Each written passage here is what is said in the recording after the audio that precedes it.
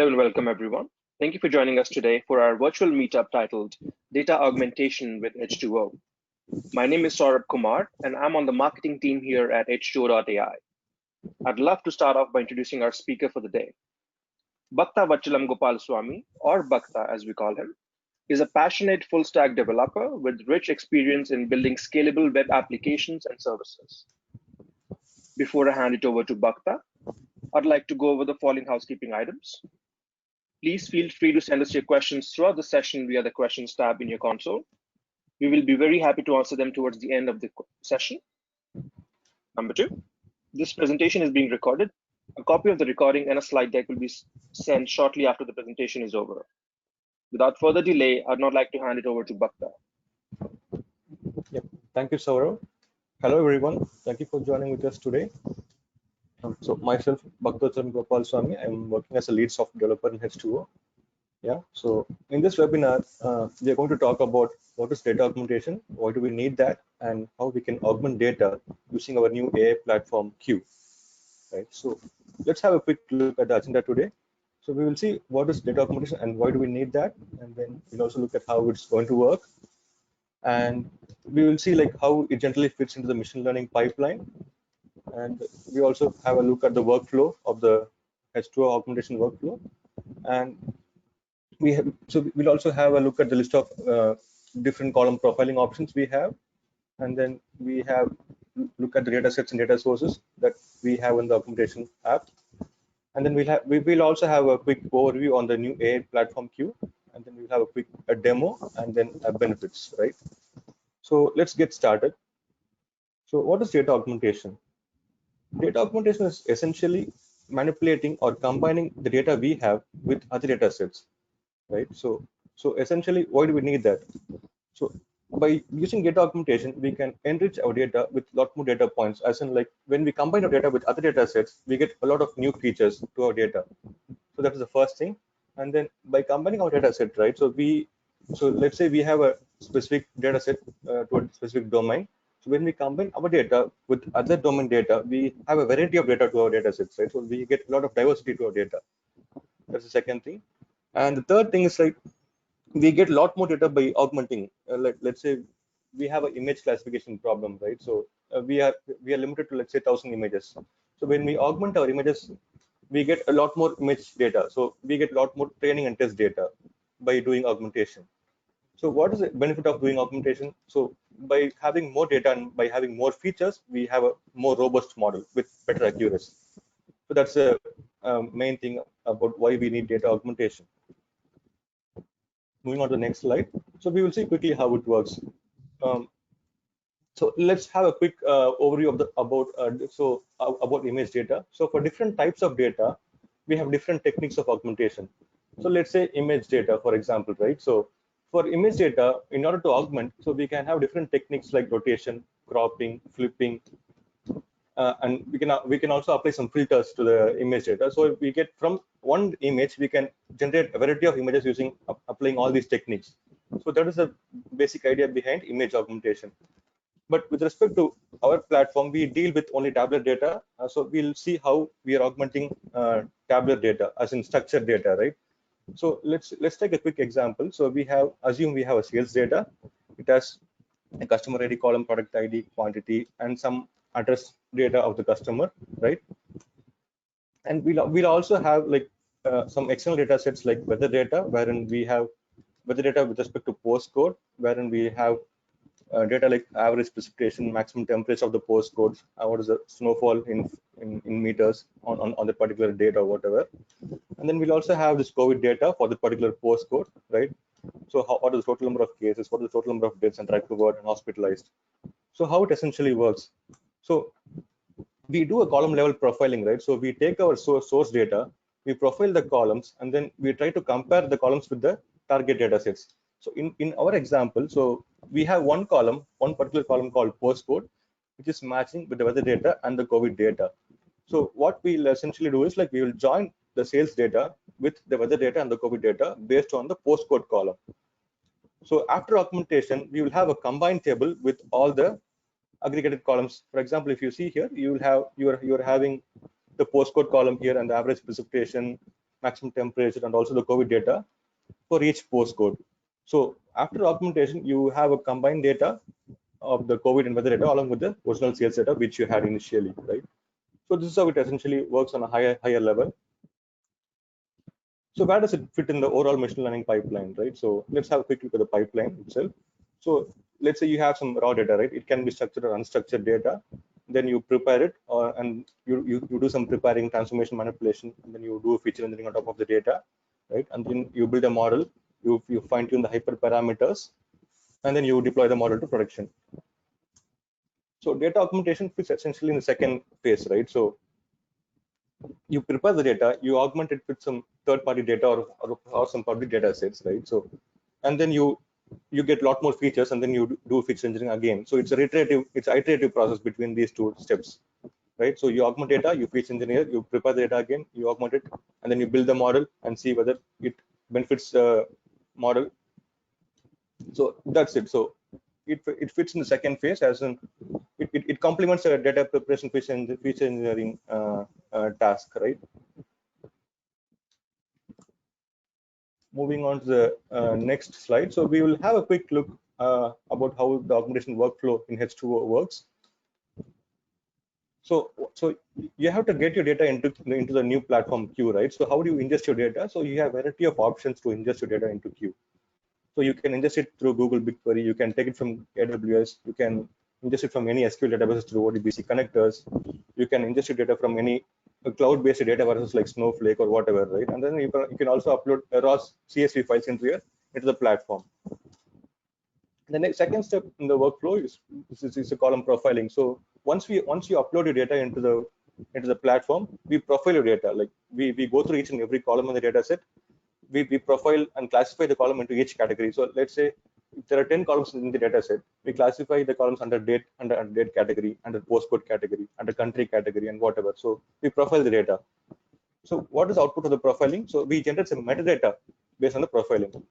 So initially we upload the data, we do some profiling, and then after the profiling, we get some metadata based on the data set. And so what's next? So we also have a huge collection of data catalog in H2O, where we go and gather a lot of public data sets in the market, and then we maintain a metadata repository, right? So in the fourth step, we combine these two metadata. I mean, the metadata gathered from the source data, and then we compare the metadata repository with this metadata, and then we identify whichever data sets are matching with these two metadata, right? So, and then we identify the matches based on the metadata category. And then we also do a quick join based on the metadata matches. So this is how the high level workflow picture. So let me quickly go through once again. So we ingested data, you column profile your data through various algorithms, and then we generate a metadata, right? And then using this metadata, we compare the metadata with the inbuilt metadata repository of H2O, and then you generate the matches, and then you perform the automatic joins, which is required for the augmentation. So what are the different column profiling options we have? So we can augment data using a date column, year column, or postal code, a city, county, FIPS, state, country, or name. So if in case if your data set, right, it contains any of these category of columns, then we will be able to augment the particular column with any of the other matching data sets in our repository. So that's how it works on the higher level, right? So how do this profiling work? So each profiler has its own algorithm. For example, for date, we use a regex pattern to match a date, right? For other things, like we do a static matching. We take a sample of the data set of the particular column. We compare with the static list of values we have, and then we identify whether the column comes under the particular category, right? So, and for organization name, we do a name entity recognition, wherein we match the organization name using name entity recognition technique, and then we find out whether it's our organization name column. So each profiling option has its own algorithm or mechanism to identify the particular column under its own category, right? So what are the data sets and data sources we have, right? So we collect a lot of open data, right? So we presently collect like COVID data and related healthcare data. We also collect stock market data on a daily basis. We also have demographics data like population, economics indicators, and then we also have like a history of mobility data from Google and Apple, right? So during these times of COVID, right? So we are also more concerned about the mobility, like how the mobility affects the sales or whatever, right? So how far people are migrating from one place to another place.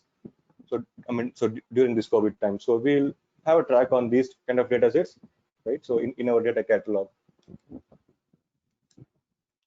we're also in touch with some of the data providers in the market, like Crux, SafeGraph, Experience, Snowflake, AWS, even Google Cloud Platform, right? So we are in discussions with them so that we can make a tie-up with them, and then we can pull some proprietary data, right? So in the top right, this is more about the public data sets, but the second category we are also in focus. We're also focusing on to integrate with the other third-party data providers who deal with a lot of proprietary data. So now let's have a quick look at the platform Q itself, right? So before we go into the demo, we'll have a quick overview about the Q platform, right? So what is Q? So Q is essentially a data and app-centric platform, right? So once you get your data into the Q platform, you will be able to do a lot of visualizations and searches through the inbuilt graphics, right? So and also the Q provides you a lot of automatic insights about your data. I mean the EDA part. It automates the EDA part of your data, right?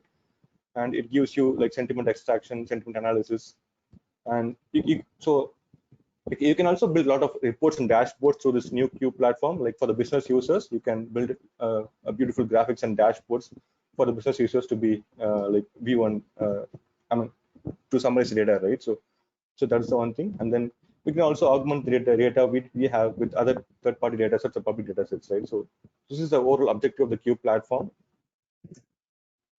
Now let's have a quick look about the ecosystem of the Q, right? So this is the Q platform on a whole, right? So Q still uses the driverless AI as a predictive engine. So Q does not do predictive modeling by itself. So Q internally it talks to driverless AI for the predictive modeling, right? And then we have the Q platform components on top of the predictive engine of H2O, the driverless AI. And then we have three main pillars, right? So one is the Q app users, an app catalog, and the Q app dev. So who are the Q app developers? So Q app developers are essentially the expert data scientists and the application developers, like full stack developers or backend developers, whatever, right? And then so these guys, they keep on building AI apps, and they keep on publishing the apps into the app catalog. So now we have variety of apps like automated EDA, like COVID apps, data augmentation, cluster analysis, and then we can also demand sensing, like different kinds of apps we have in our Q app catalog. So who are our end users? So end users, so Q is targeted mainly towards business users, data analysts, and citizen data scientists, right? So these users can go to the app catalog, they can pick and choose the app whichever they like, right? So I mean, whichever fits to the use case, right? So they can pick and choose the apps, and then they can use it for the particular problem statement. So this is a Q ecosystem on a higher level. So what is essentially a Q app and how it is essentially written, right? So Q app is basically a Python a package, right? So it is purely made up of Python code. There is so you don't need to have any special skill set like a full stack experience like a HTML, JavaScript, or whatever, right? It is made only through Python, 100% pure Python, right? So you don't need any other experience, right? So even a machine learning guy or a data scientist can write a Q app with few lines of code. So it takes care of all the client server handling, etc., right? So you don't need to do the parsing of requests and responses, etc. So it takes care of all the thing, and you get a Python object to handle. So everything is made up of Python.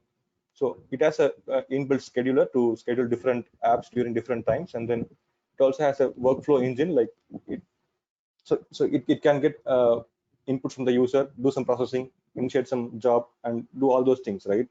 So it has a full-fledged workflow engine, and every app has its own isolated virtual environment. So if you know about the Python space, every Q app has its own Python environment, wherein every app can have its own set of packages, its own set of Python version, or whatever, right? So every app is isolated from its own. Every app is isolated from other apps by its own virtual environments, right? So this is all about the Q apps. Now we will have a quick look at the workflow itself through a quick demo, right?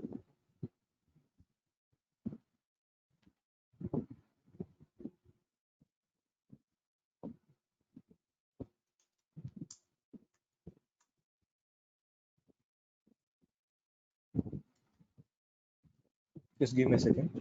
Just give me a step for a moment.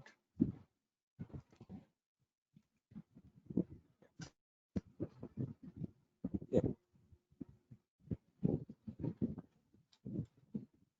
Yeah. So I hope you guys are able to see my screen. So this is a Cube platform, right? So I have spun up an instance in AWS. So so the use case which I'm going to demonstrate today is, right, so we have some sales data, and then we will try to augment the sales data with some public data sets and see whether there is any value add or what are features getting added to the sales data as a result of augmentation, right? So let's have a quick look at the sales data. So if we have in the sales data, we have different kinds of columns, right? So we have order ID, order date, ship date, customer ID, customer name, and customer address details like postcode, state, city, whatever, right? So this is a typical sales data. So how do you launch the augmentation for this particular sales data? You click on the context menu for the table, right? You click on the augment data option. So it loads up the augmentation option for this particular table on this particular table. So here we have the list of profiles here, right? So you can, this is for documentation purpose, right? So you click on next.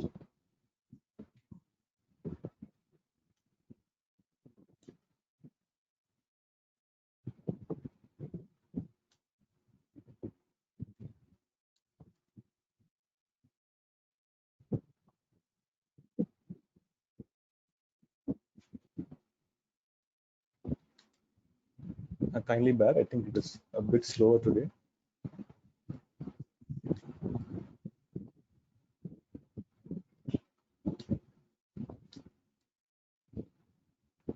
So yeah, so now we ask for different kinds of preferences, right? So you have an option to choose the H2O data catalog, or you can also bring your own data sets from AWS account, or else you can also, like, if you have some local data sets into queue uploaded already, you can use the local data sets as well, right? So for this demo, like, we'll go with H2O data set. We have three different modes of augmentation, right? The first one is automatic mode, as a basic mode, where it gives a very basic preferences. And the second thing is the guided mode, which have more detailed preferences. Like, so let's say you have a data set and you have different matches. So you can filter matches based on the match percentage, right? So let's say you have 10 different public data sets, right? So each data set is matching to a different match percentage. Then you can filter the data set based on match percentage. Let's say I want to see only data sets which are matching only up to like 70%. So you can filter, you can apply a threshold for the matching, and then you can filter those data sets for the augmentation purpose. So this is about the match percentage. You can move the slider to to increase or maximize your match percentage for the data sets, right? And here you have a target label. So in case if you have a target label in your source data set, you can pick and choose a target label. So using this target label, we'll be able to automatically, so we'll be able to automatically suggest columns in the target data set. So let's say in this sales data, so my target label is sales. I want to predict sales, right? So let's choose a target label as sales. Now what we will do is, like, so in the Excel data set, right? So we will take the sales column, and then we will see whichever column in the target data set is highly correlated.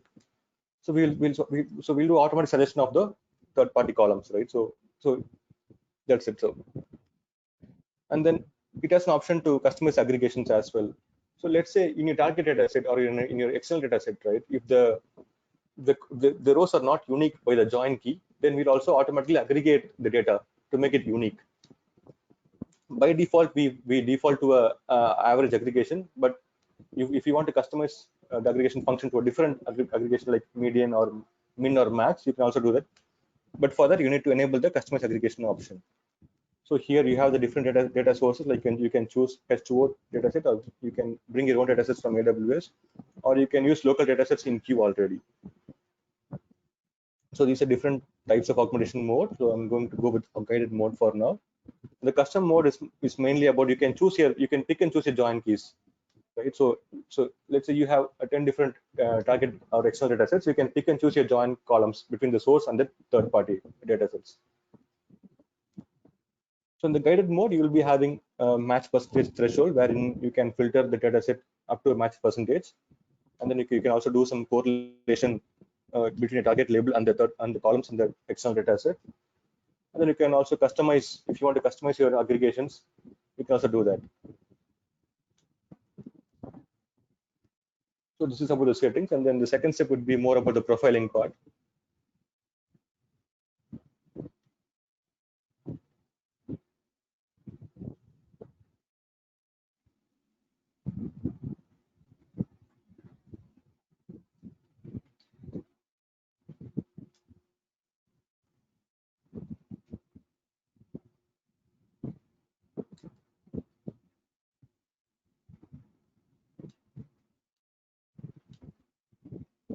So during this time, we analyze the source table, right? So the sales data, we profile the columns under different algorithms, and then we classify each column under a different category.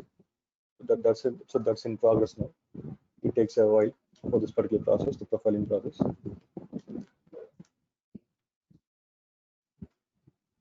So now you can see the different columns in the source table, right? The sales data has been classified under different categories. So we have classified the date columns under date category, the country column as under the country category, the city column on the city category.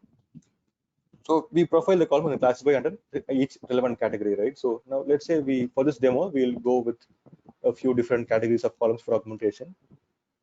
So we will choose a date column for augmentation. We will try to augment it with state, a postcode, and year as well, right? So you're free to choose whatever profiling option you, right? So this summarizes the different profiling options on the source data set. The user is free to choose whatever column he wishes to augment, right? So if the user is willing to augment only based on city, he can very well choose city and then proceed on next. But for this demo, I'm going to go with different variety of profiling options. So I'm going to click on next now.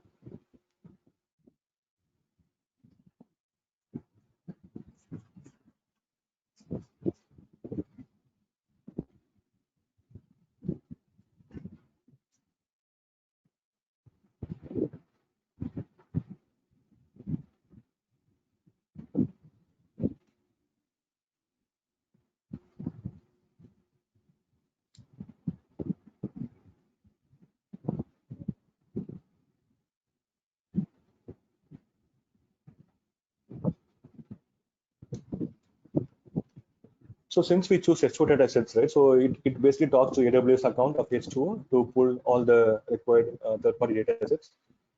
So it needs us to set up the credentials for AWS. So I'm going to use existing credentials, which is already set up.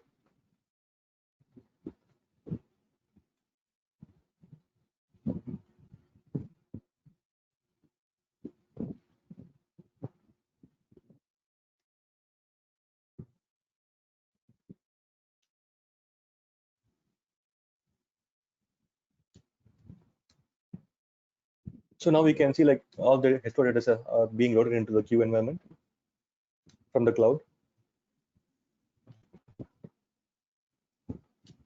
So once the data has been loaded, the user is presented with a lot of data sets, right? Whatever data sets available in the catalog, right? So these data sets available in the catalog.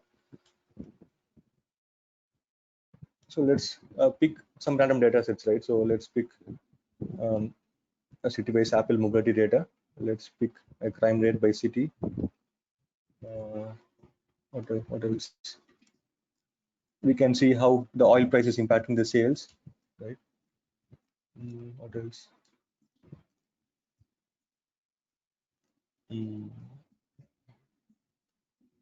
We can see about unemployment rate, how it is affecting the sales of the shop, right? We can pick the consumer price index, CPI index for the particular year, 2018, the consumer price index of US. And yeah, the unemployment rate for 2018, right? So we have picked like some data sets from this available catalog, right? So once you click on next, the matching will happen. So what will happen is, right? So we will try to match the select data sets with the source data based on the metadata. So the metadata will be merged, and then we will identify the match category. The match columns will be identified.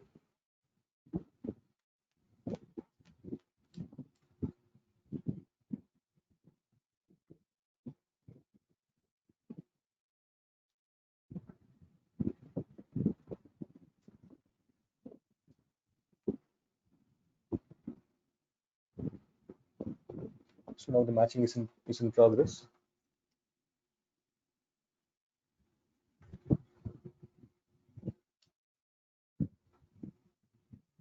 So this is purely automatic, right? So based on the metadata, only based on the metadata, we combine the source data with the third-party data sets or public data sets, right? So I mean, so you don't need to pick and choose the join keys, like on which column you need to join. It's purely automatic based on the profiling engine.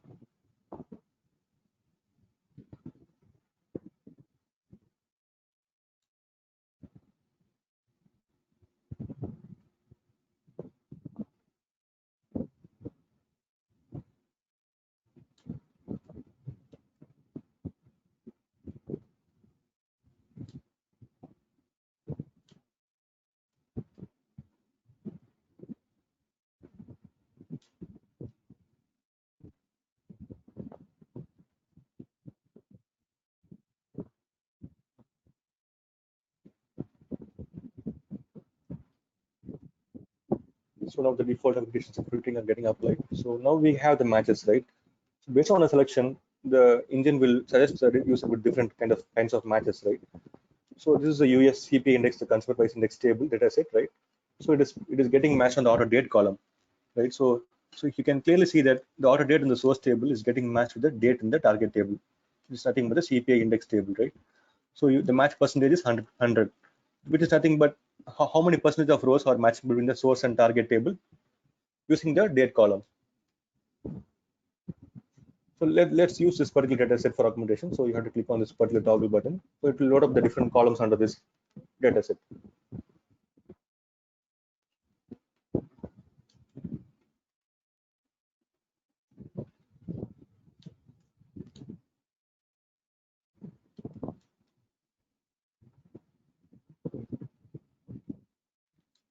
I'm extremely sorry for the performance like here. I think it's a bit slower today. Apologies for that.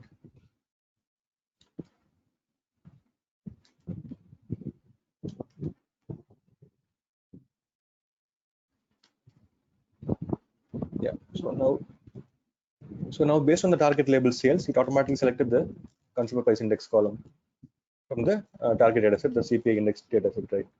And then we also have some matches in the unemployment rate category, right? So it is matching based on the state column. So it is matching the state column in the source table, the state column in the target table, and the match rate is 100%, which essentially means that we're able to match the two tables using the state column to an extent of 100%. Let's also use this particular table for augmentation. So it will load up the columns.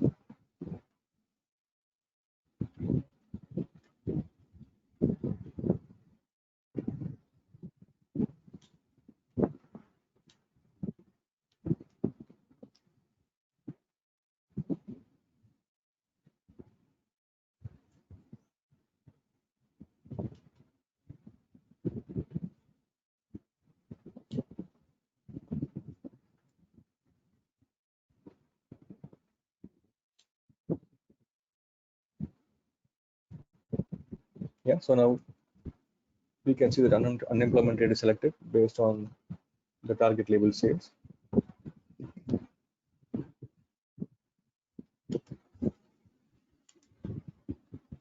I think this is one more unemployment table based on the cumulative data. The one above is specifically to the year 2018.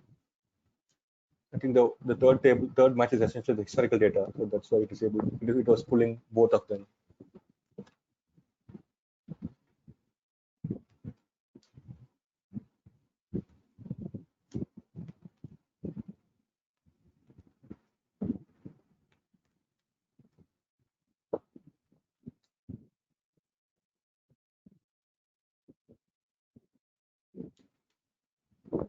So we can choose.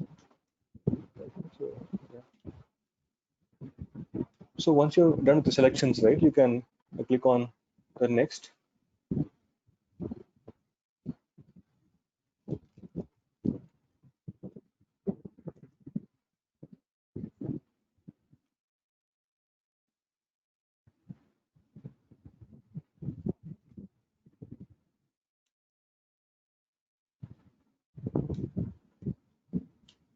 So you can review selections in the next step. It's basically a summary kind of page wherein user will be summarized with the options which he has selected in the previous screens. Right? So the first match is this consumer price index.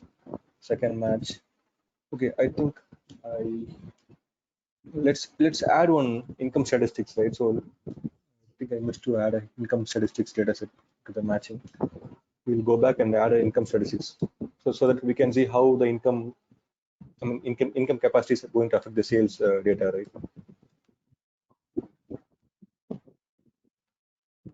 So we'll go back a couple of screens and then we'll select the income statistics dataset for the matching.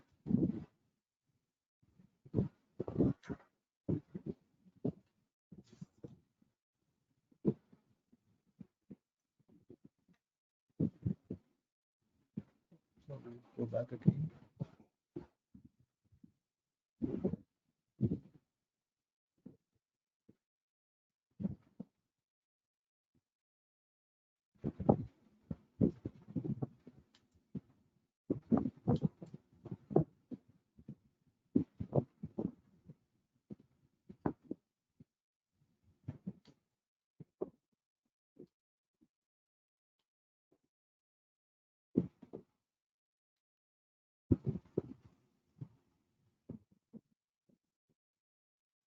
So again, choose the datasets.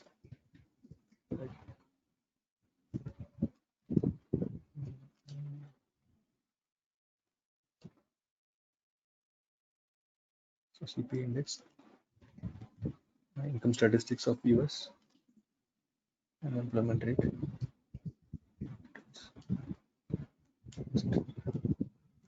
Yeah. So we now again we run the matching again.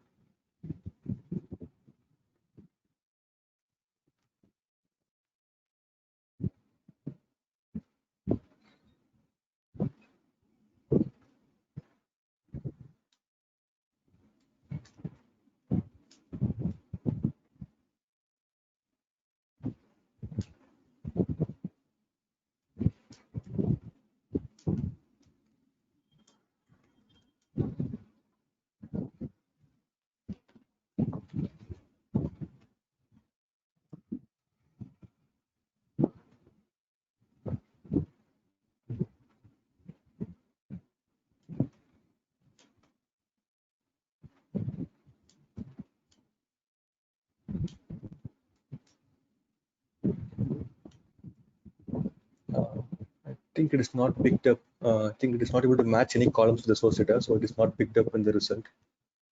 Let's see. Okay. So we'll go to original selections.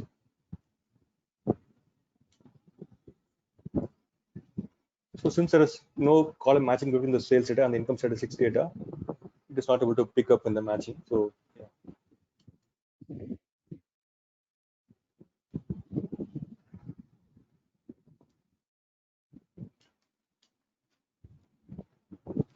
So once you review your selections, essentially we will be able to save this workflow, right? So what is the what is the objective of this particular Q app is that you can save this entire documentation workflow as a pipeline. So what's essentially a pipeline? A pipeline is nothing but a reusable transformation workflow wherein you can save your entire user flow, I mean user journey, and then you can recreate the documentation dataset again and again whenever you have a new dataset, right? So let's name this pipeline as sales documentation. Okay. So let's finish this workflow. So at the end of this workflow, we'll be able to generate a pipeline. So you can run that pipeline on your Salesforce data, and then you can generate different copies of augmented data set. So I'm going to quickly show you how you can run this pipeline. Right.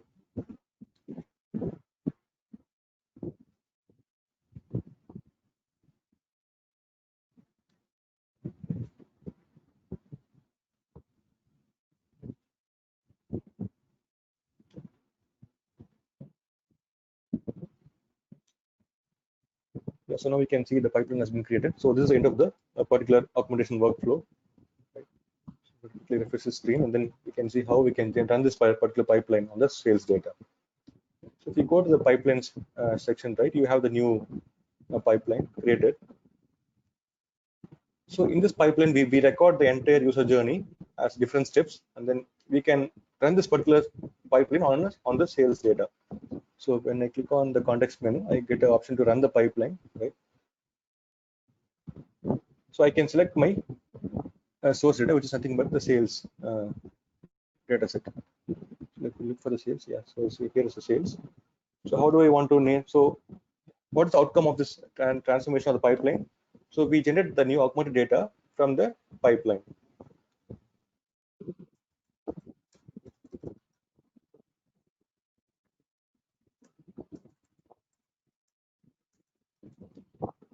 So now once we run the pipeline, it is going to apply all the matching we have done through the workflow, and it is going to generate a new augmented table. So now the augmented table has been created with the new columns, right? So these are the original columns in the data set. So the T0 things are the original columns in the sales table, right? And here we have the newly added columns, the T1. So T1 is the CPI index, the consumer price index, which is joined based on the date column. So the T1.date is matched with the T0.order date, and here we have the CPI index based on the date matching. And we have the unemployment rate based on the state column. So we match the sales, we match the state column between the source and target, and we have the unemployment rate. And this is historical unemployment rate. So here it is. So with the help of the queue augmentation workflow, we are able to generate a pipeline. I mean, a reusable, completely reusable pipeline, wherein we can keep generating augmented data set once we have a new copy of the source data. So that's pretty much about the demo for today. Yeah. So now we'll have a quick look at the presentation again.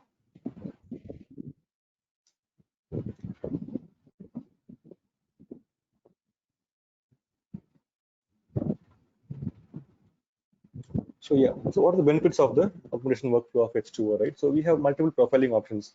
You can augment your data based on different kinds of columns like date, postcode, or address column, or country or state, or even you can augment your data based on business names or company names, right? So you have different profiling options, a lot of profiling options to choose from.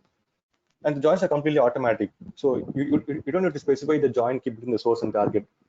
The source data is profiled automatically. It is matched with the target data based on the metadata, and the join keys are identified automatically. You don't need to specify the join keys. So that's about the automatic joins. And then we also have two types of matching, right? So we do exact match, and we also do fuzzy match.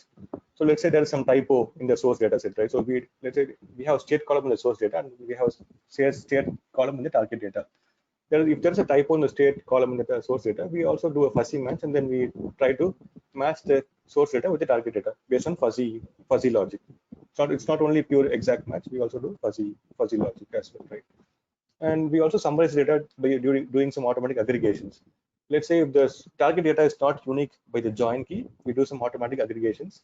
Right? So we give different kinds of aggregations like average, mean, median, max, whatever, right? So user can choose from a whole variety of automatic aggregations to apply on the target data to make it unique based on the join key. And if we have some target label, we can also suggest some columns from the external data set, right? So let's in our example, I took the sales column as a predictive variable, and then I showed how how the columns are automatically picked up in the target data set, right? So we do some automatic column selections based on a specific target label in the source data set. And the workflow is completely reusable, right? So we, at the end of the queue augmentation workflow, we generate a pipeline, which is essentially the reusable component. We can run the pipeline whenever we have the new copy of the source data. So it's completely reusable. You don't need to run the workflow again and again to get the augmentation data set, right? So you can run the same pipeline again, and then you can generate the augmented data. So it's completely reusable. So we have a huge catalog of public data sets, right? So we have a lot of data sets, as I showed in the previous slide. So we have extensive collection. We're also in talks with the various data providers to get the proprietary data out, right? So we have extensive collection of data sets for the augmentation workflow engine.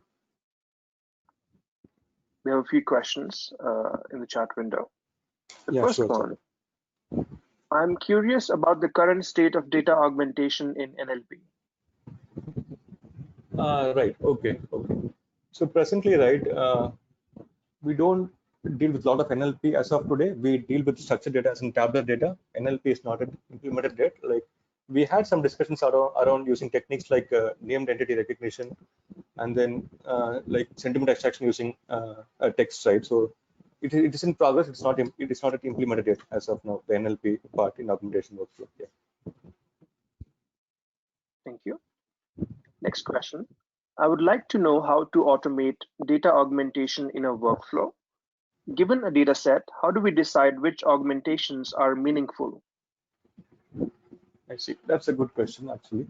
So let's say, let me give you a quick example, right? So let's say you have a data set, right? If you have a target variable in your data set, you can use a combination of AutoML and auto augmentation, and you can start iteratively building the models and see whichever third-party variables are getting picked up in the in the model, right? So it's an iterative process. There is no specific workflow as such. You can use a combination of AutoML and our auto augment workflow to pick and choose the best variables for the model. Yep. Hope that answers the question. Great, thank you. Next question. I would like to know how to obtain Indian data sets or participants from other countries' local data sets. Right. Yeah. Okay. So it's mainly through research, right? We do a lot of research on the public data sets, right? So we gather like we go through the internet and then we gather from different sources. Like we gather from Kaggle, we gather from Google data sets, we gather from let's say for US we have the data.gov.us for where they maintain a different so for every department they maintain a catalog of data sets under the US department, right? So for respect to India, we have a couple of websites, right, like data.gov.in, where based on the Open Data Initiative, they maintain a huge catalog of datasets. You can go through the dataset, you can go to the particular website, and then you can download and use the public datasets available from the data.gov site. And also, there is one more option with respect to World Bank. So you can go to the World Bank data site for India, and then you can download the India-based datasets from World Bank website. Yeah. Great. Thank you, Bhakta.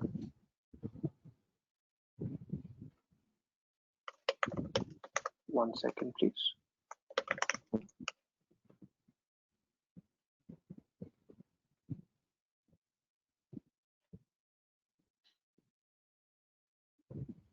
There's one more question that I think is relevant to the topic today. Does the data augmentation combine from relational and non-relational databases?